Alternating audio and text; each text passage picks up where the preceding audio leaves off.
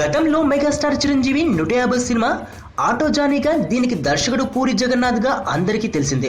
ఈ మూవీలో ఎవరు గెస్ట్ రోల్ లో నటిస్తున్నారు వంటి లిస్టు సైతం పూరి దగ్గర రెడీ అయ్యింది.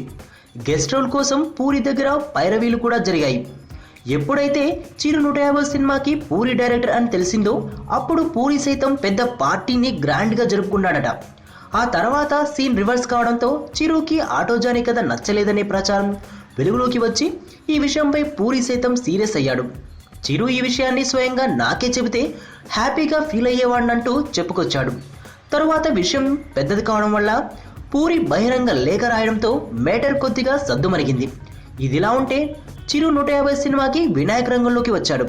ఆ తర్వాత వినాయక్ సైతం తప్పుకోవడంతో ప్రస్తుతం చిరు మూవీ డైలమాలో పడింది. ఇక తాజాగా చిరు 150 సినిమా తిరిగి పూరి వద్దకే చేరుకుంది. ఇందుకు పూరి సింగిల్ గా నో అని చెప్పేశాడట.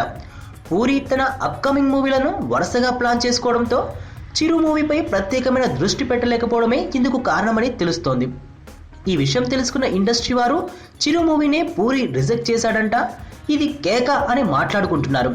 మొత్తంగా చిరు 150 సినిమాకి ఇంతకాలం దర్శకుడే ఫైనలైజ్ కాకపోవడం అనేది కొద్దిగా విచిత్రంగానే ఉందని ఇండస్ట్రీ వారు అంటున్నారు.